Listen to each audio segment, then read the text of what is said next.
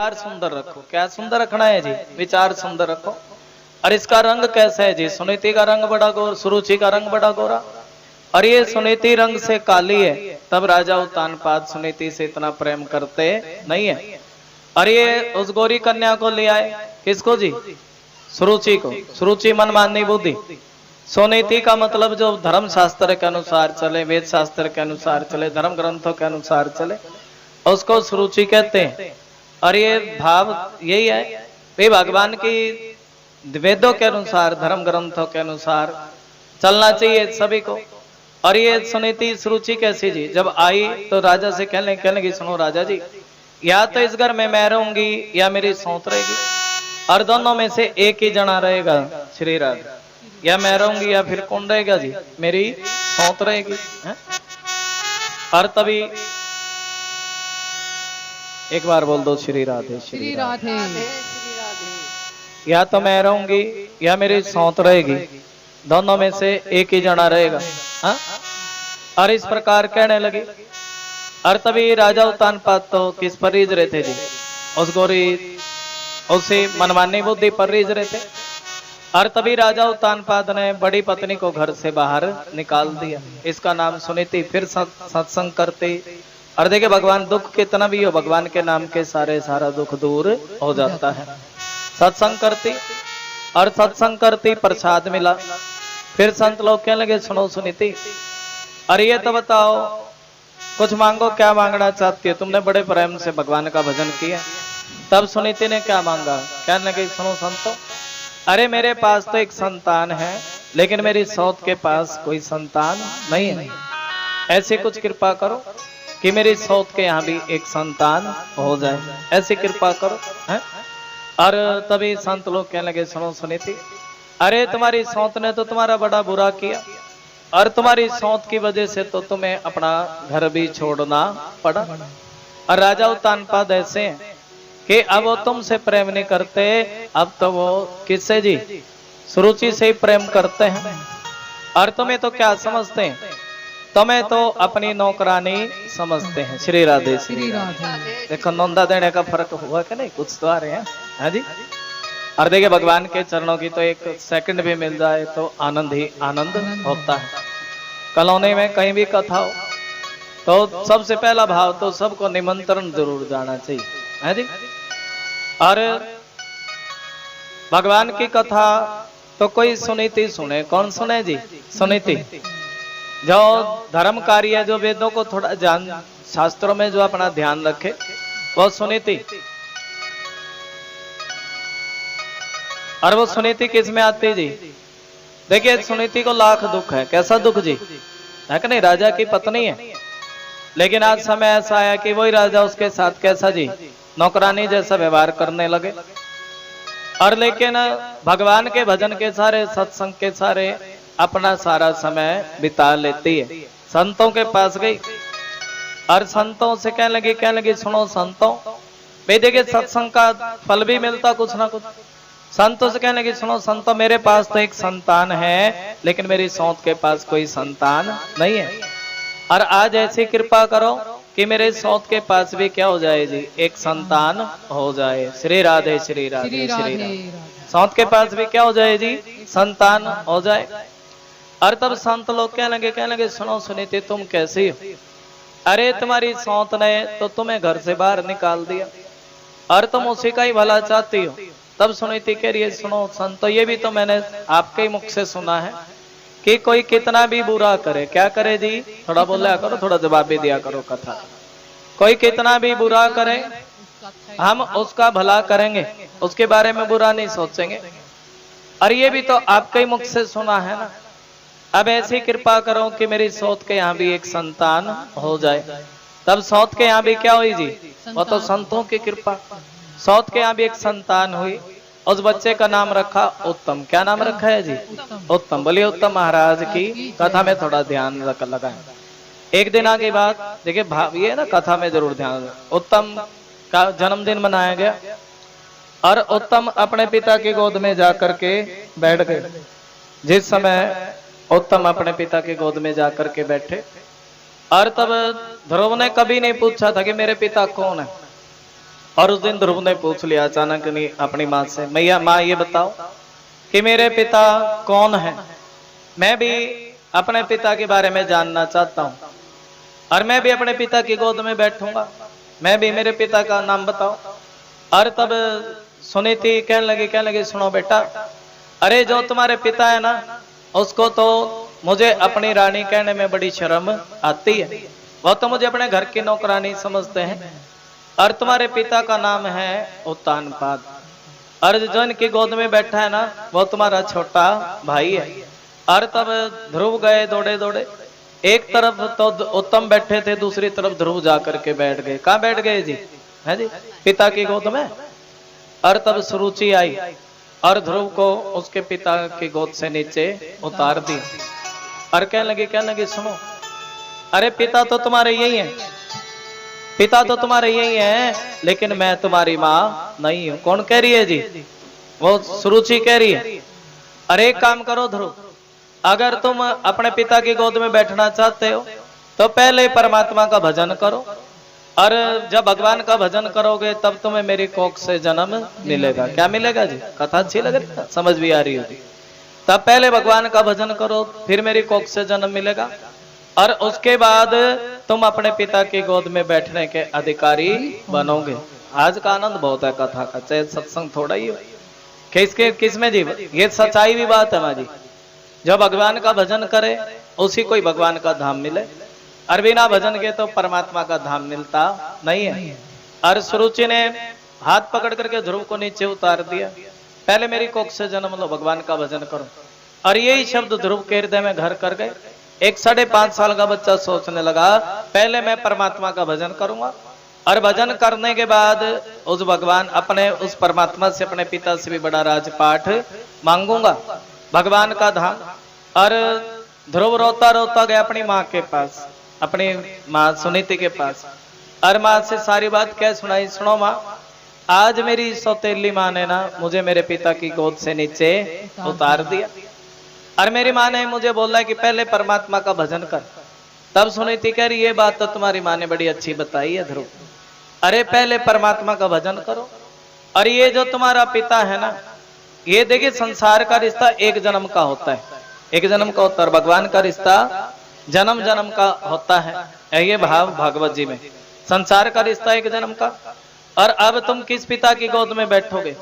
जिस पिता की गोद में बैठने के बाद नीचे उतरना पड़े ऐसे पिता की गोद में बैठोगे, या जिसकी गोद में बैठने के बाद नीचे उतरना ना पड़े। तब ध्रुव कहने लगा सुनो माँ, अरे ऐसे पिता की गोद में बैठूंगा जिसकी गोद में बैठने के बाद नीचे उतरना ना पड़े। तब माँ कहने लगी सुनो, सुनती है ना, अरे संतों का संग किया करो और संतों का संग करके उनसे हरि नाम की चर्चा सुमरन किया करो। और तभी ध्रुव क्या करने लगा है जी? देखिए भाव है, 5.5 साल का बच्चा जैसे भजन करने के लिए चला तो भगवान की असीम कृपा हुई। और कौन मिले हैं जी ध्रुव को? नारद जी मिले। बोले नारद जी महाराज की जय। और नारद जी मिले, ध्रुव ने प्रणाम किया और नारद जी भी कहने लगे सुनो ध्रुव, अरे तुम तो छोटे से बच्चे हो, परीक्षा ले रहे हैं ना, कहीं जाकर के गुल्ली डंडा खेलो, अरे ये तो उम्र खेलने की है, भजन की थोड़ी है। तब ध्रुव कह लगे सुनो नारद जी, अरे मेरी माँ ने बोला है कि पहले परमात्मा का भजन करो और भगवान के भजन से तुम्हें नारायण मिल सकते हैं। 5.5 मैं उस नारायण की खोज में चला हूँ। किसकी खोज में जी? भगवान नारायण की खोज में चला हूँ। और मुझे तो ये बता दो कि मुझे नारायण भगवान कैसे मिलेंगे? ध्रुव कहने लगे देखिए डगर बड़ी मुश्किल होती, भगवान के भजन की डगर कैसे होती है जी? ये रास्ता बड़ा मुश्किल है, इससे मुश्किल कोई रास्ता नहीं है, भगवान के भजन का रास्ता मुश्किल भी है। नारद जी कहने लगे सुनो ध्रुव, अरे जब तुम जाओगे जंगल में तो भजन एकांत में बैठ करके होता है, एकांत में जितना शांति में भजन उतना अच्छा लगता है। और तुम्हारी माँ तो तुम्हें वहां कोई भोजन देने के लिए नहीं आएगा। तब ध्रुव कहने लगे सुनो नारद जी, अरे वो जो परमात्मा है ना वो जन्म बाद में देते हैं, लेकिन भोजन की व्यवस्था पहले ही कर देते हैं। देखिए कोई बच्चा होता है, छोटा बच्चा, तब उस बच्चे के लिए किसकी व्यवस्था करते जी? जब मुख में दांत नहीं होते तो दूध की व्यवस्था करते हैं, और जब दांत आ जाते हैं तो उसके लिए अन्न की व्यवस्था करते कि नहीं करते? ये नारायण भगवान की कृपा, भगवान को सब पता किसको क्या चाहिए। और जो जिस भी भाव से परमात्मा के दरबार में बैठे परमात्मा उसके लिए जिस चीज की भी जरूरत हो भगवान उस चीज की व्यवस्था कर देते हैं। हमें अपनी अपनी चिंता है, लेकिन उसको जगत की चिंता होती है। और तभी नारद जी ने ध्रुव को मंत्र दे दिया। जंगल में तो बड़े बड़े सर्प भी होते हैं, ध्रुव कहने लगा सर्पों में ही तो भगवान मिलते हैं, है जी। अरे जब तुम जाओगे, तभी नारद जी ने मंत्र दे दिया, तो सुनो ध्रुव, इस मंत्र को याद रखना, ओम नमो भगवते वासुदेवाय। और तुम इस मंत्र का जाप करना, और सच्चे हृदय से जाप करोगे तो तुम्हें भगवान मिल ही जाएंगे। और तब ध्रुव दे के एकांत में बैठ करके, ध्रुव टिल्ले पर बैठ करके इस मंत्र का जाप बड़े प्रेम भाव से कर रहे हैं। ओम नमो भगवते वासुदेवाय, ओम नमो भगवते वासुदेवाय, ओम नमो भगवते वासुदेवाय। देखिए देह की किसी भी प्रकार की सुधि नहीं है ध्रुव को, छोटा सा बच्चा, कोई भूख प्यास की सुधि नहीं है। मंत्र का जाप करता है, ओम नमो भगवते वासुदेवाय, ओम नमो भगवते वासुदेवाय। और इस प्रकार का जब ध्रुव जाप कर रहे हैं, ओम नमो भगवते वासुदेवाय, ओम नमो, और कितने जी पहले तो 3 दिन पे बेर का फल खाते, लेकिन भगवान का भजन बढ़ाना चाहिए ना। और ज्यादा परिश्रम के साथ परमात्मा का भजन करना चाहिए। कोई कम परिश्रम के साथ करे तो फिर और ज्यादा परिश्रम बढ़ाना चाहिए। ये भाव तपस्या को बढ़ाना चाहिए भगवान की। और ध्रुव भी पहले बेर का फल खा करके भगवान का भजन करता है, फिर तुलसी का पत्ता खा करके करता है, अंत में तो वायु का सेवन करके भजन करता है। और अंत सबसे अंत में तो वो श्वास भी बंद कर ली, श्वास बंद करके इसी मंत्र का जाप कर रहे हैं, ओम नमो भगवते वासुदेवाय, ओम नमो भगवते वासुदेवाय, ओम नमो भगवते वासुदेवाय। और देखिए नारद जी ध्रुव के गुरु सोच लगे जब इसका मंत्र पक्का होगा तभी इसको परमात्मा दर्शन देंगे। ओम नमो भगवते वासुदेवाय, ओम नमो भगवते वासुदेवाय। इस प्रकार प्रेम भाव से ध्रुव मंत्र का जाप करने लगे। और ये ध्रुव का देखे जब भाव सच्चा हो, और तब ये भाव कहां तक पहुंचा जी, भगवान तक। भगवान कहने लगे, सुनो लक्ष्मी, आज मेरा एक छोटा सा भगत मेरा नाम जप कर रहा है, ओम नमो भगवते वासुदेवाय। और ऐसे बच्चे का दर्शन करने के लिए, दर्शन देने के लिए नहीं जाऊंगा, ऐसे बच्चे का मैं खुद दर्शन करने के लिए जाऊंगा। कौन चले हैं जी? देखिए भगवान विष्णु भगवान उस बच्चे का दर्शन करने के लिए चले हैं। श्री राधे श्री राधे। और कैसा भाव है, ध्रुव अपने अंदर भी परमात्मा का दर्शन कर रहे हैं और अपने बाहर भी किसका दर्शन कर रहे हैं जी, भगवान का दर्शन कर रहे हैं। ऐसा भाव, मुझे दो दर्शन घनश्याम, दयालु कृपा कर। श्री राधे। और मैं तो रटूं सदा तेरा नाम, दयालु कृपा कर। ये भाव है। श्री राधे। और ध्रुव भगवान कहने लगे सुनो ध्रुव, अरे तुमने तो इतनी कम उम्र में मेरा भजन किया है, कुछ ना कुछ मांगो। तब ध्रुव कहने लगे, सुनो प्रभु, अरे अब तो मेरे मन में कुछ मांगने की इच्छा नहीं है। आनंद देखिए भाव, मेरे मन में कुछ भी मांगने की इच्छा नहीं है। और क्या कह रहे जी, द्वार खड़े हैं भक्त तुम्हारे, आजो जी आजो, द्वार खड़े हैं भक्त तुम्हारे, और अपनी दया के खोलो द्वारे। श्री राधे। मुझे पहुंचा दो। आज मुझे बड़ा अच्छा लगा, आप लोग थोड़े थोड़े आए हैं, थोड़ा सा एक दो गली बोल के भी आए थे। श्री राधे। मुझे पहुंचा दो ब्रज धाम, दयालु दया करो। देखिए कथा बड़ी सुंदर चल रही है। मैं तो रटूं तुम्हारा नाम, दयालु दया करो। मैं तो रटूं तुम्हारा नाम, दयालु दया। कौन कौन रटेगा भगवान का नाम? थोड़ा ताली बजा करके प्रेम भाव से बोलेंगे श्री राधे।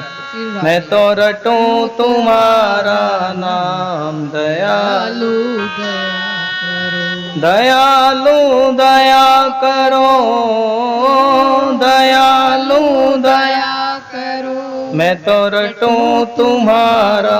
रटे कि नहीं भगवान का भजन करो। श्री राधे। हरि बोल। मैं तो रटूं तुम्हारा नाम, दयालु दया करो। मैं तो रटूं तुम्हारा दया करो।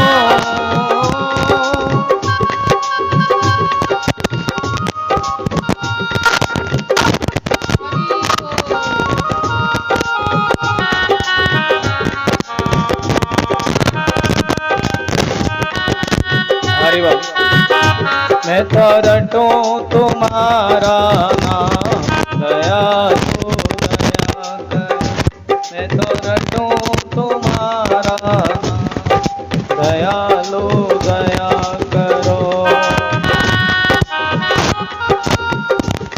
तो सभी देखिए जिस प्रकार तूने भजन किया, हम भी अपने मन को 5 वर्ष का बना लेंगे और इस भजन को बोल लेंगे। हरि बोल, बोलिए ध्रुव महाराज की। देखिए थोड़ा थोड़ा भजन भी होना चाहिए।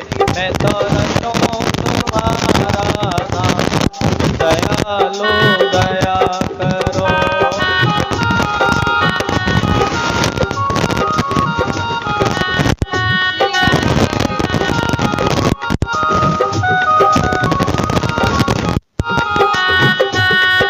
और कैसा भाव, कैसा ध्रुव जी कह रहे। और देखिए बेटा हमारा बारी है नीलम जी, मैं अपने घर के दरवाजे आगे श्री राधे कथा करने का स्थान दिया। बोले विष्णु भगवान की जय हो। हरि बोल।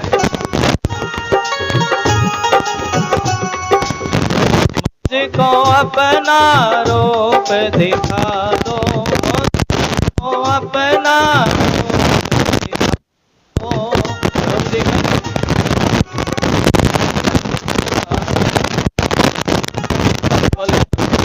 दो। श्री राधे